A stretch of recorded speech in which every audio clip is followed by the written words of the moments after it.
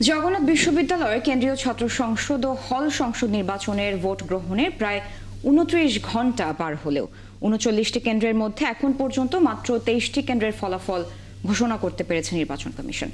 ৫০% বেশি কেন্দ্রের ফলাফলে শিবির প্যানেলের রিয়াজুল ইসলাম এবং ছাত্রদলের ভিপি প্রার্থী একেএম রাকিবের মধ্যে চলছে হাড্ডাহাড্ডি লড়াই। যোগ্য নির্বাচনের ফলাফলের খবর রাখছেন আমাদের সহকর্মী রায়হান কবির। আরও খবর নিয়ে যোগ দিচ্ছেন আমাদের সাথে।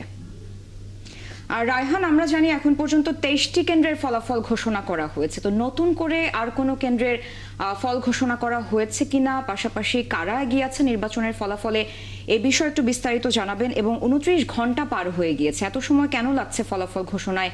এ বিষয়ে প্রার্থী এবং শিক্ষার্থীদের প্রতিক্রিয়া কি, সেটি একটু জানাবেন। সারা একটু আগেই আরও ৩টি কেন্দ্রের ফলাফল ঘোষণা করা হয়েছে এবং সর্বমোট ২৬টি কেন্দ্রের ফলাফল ঘোষণা করা হয়েছে। ২৬টির মধ্যে মোটামুটি সকল কেন্দ্রেই ছাত্র শিবির এগিয়ে ছিল এটা বলা যায় না।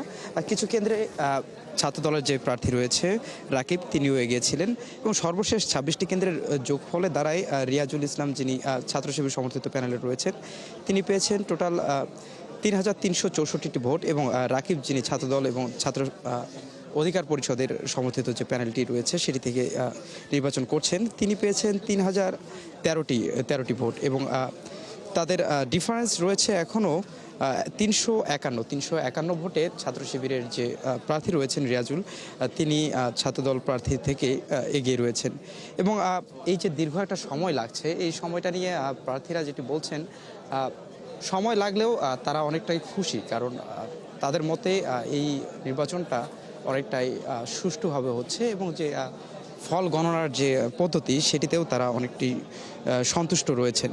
এবং আমরা যে বাকি প্রার্থীদের কথা বলি, মোটামুটি রায়হান, আপনি থাকুন সেখানে, নিশ্চয়ই পরবর্তীতে আপনার সাথে আমরা আবারও যুক্ত হব এবং সেখানকার সবশেষ আপডেট আপনার মাধ্যমে দর্শকদের জানাবো। দর্শক, যোগ্য নির্বাচনের ফলাফলের খবর নিয়ে আমাদের সাথে যুক্ত ছিলেন সহকর্মী রায়হান কবির।